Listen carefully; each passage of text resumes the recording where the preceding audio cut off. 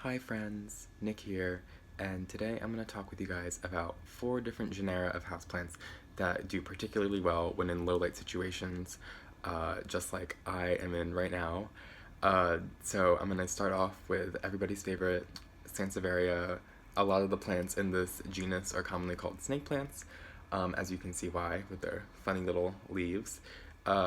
So I should specify when I say low light plants, I don't mean no light. I mean perhaps a north facing window, or in my case, a west facing window that doesn't get a lot of light at all. But I keep most of these plants pretty far back from the window, maybe about 10-12 feet, and they do perfectly fine.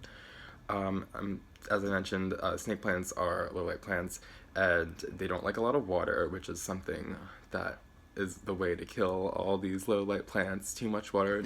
I guess the general rule of thumb would be less light means less water, as light is probably the most important way to take care of your plants, and water would come second. So I would take it from there. But yeah, the cool thing about Sansevieria or snake plants is that there's so many different varieties. This one is pretty common right here, this yellow-edged one, and there's also the standard green ones. You'll see them everywhere.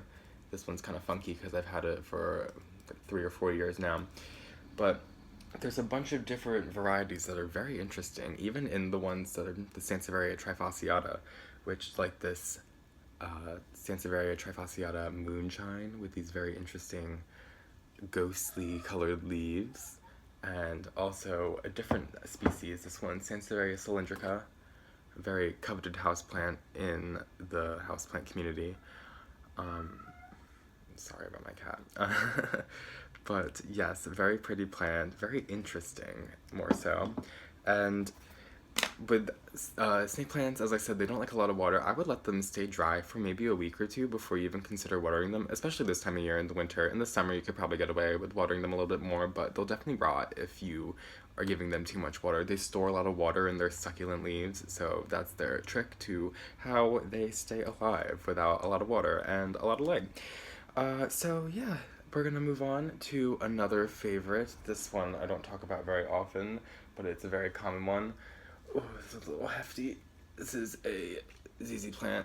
I'm sure you all know about this guy. Sorry, it's kind of big to get on screen, but very common houseplant. But the thing is, they're very expensive. So if you ever see one of these in a store, perhaps like a Home Depot where stuff is really cheap, I would pick it up, because if you go to like a nursery, it's gonna be like $30+. They're very expensive plants because they grow so slowly.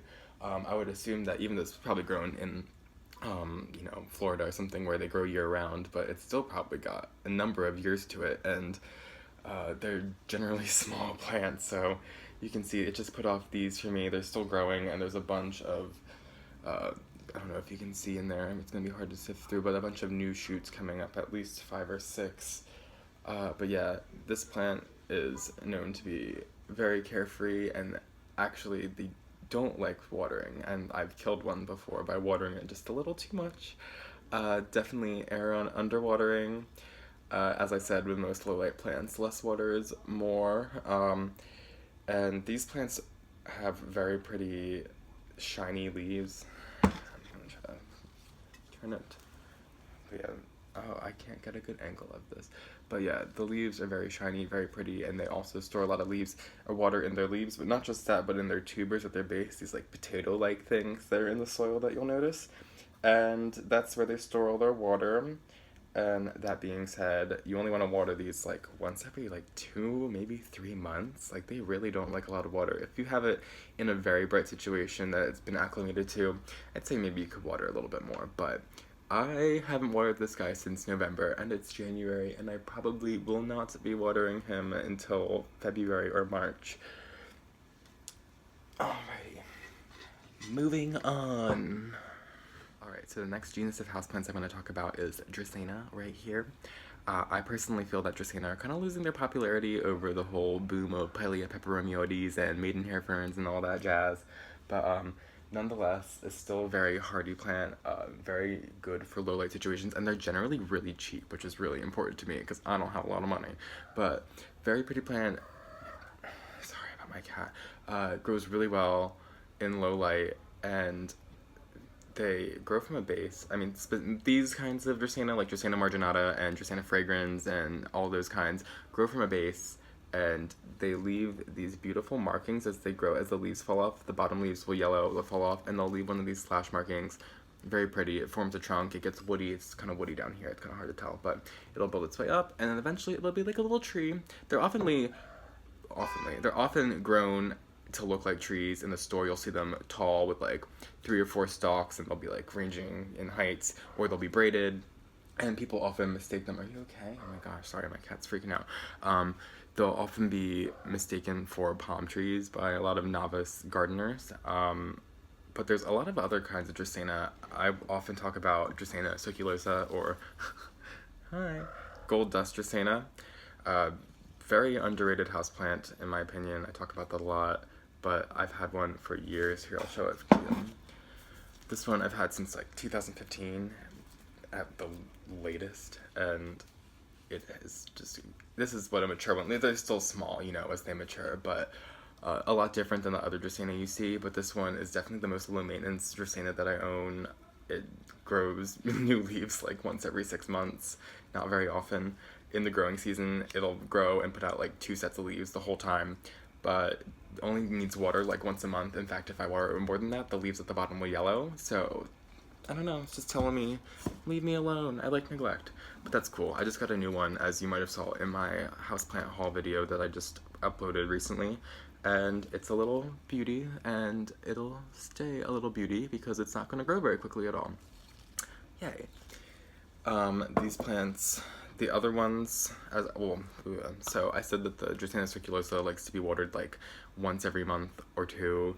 Other Dracaenas, I feel like maybe want to be watered every week or 2. They grow a little bit quicker than the Dracaena circulosa, but still don't like a lot of water and don't like a lot of light. In fact, I have burned Dracaenas from getting too much sunlight.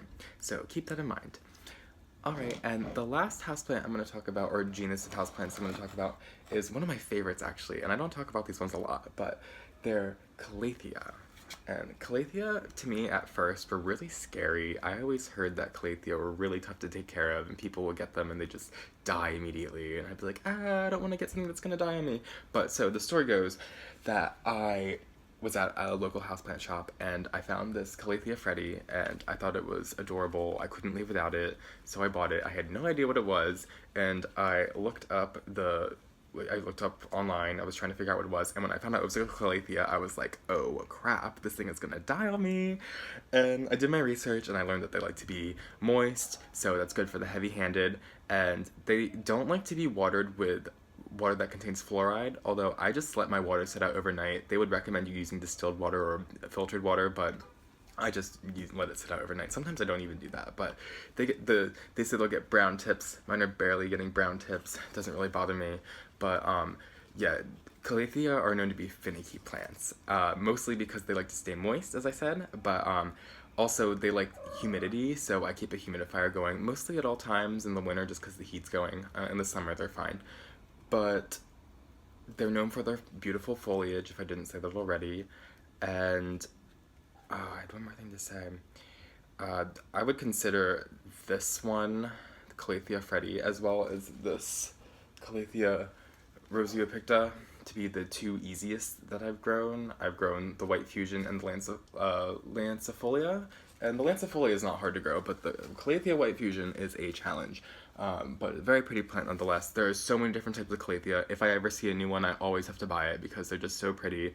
And they're related to other plants like the Tenanthe that I always talk about, and Marantas, prayer plants. They're all in the prayer plant family, Marantaceae, and the trait of that family that they all have in common is that their leaves fold up at nighttime. So I'm sure you've seen on Instagram like time lapses that people post of their leaves folding up throughout the day. Very cool. It's very fun to watch them move throughout the day, and you get to see their beautiful purple underside. Some of them have red, some are pink, some are green. My Calathea Freddy's just green, but it's still beautiful to see these, you know, the striking tops of the leaves versus the beautiful fuchsias that you see on the bottom. Anyway, I hope this encourages you guys to get out there and grow some low-light plants that you can put a little bit back from your windows. If you have any questions, leave them in the comments below, and I hope to hear from you guys. And you will see more of me soon. I'll probably talk about some highlight plants in my next video. Alright, bye guys, have a good day.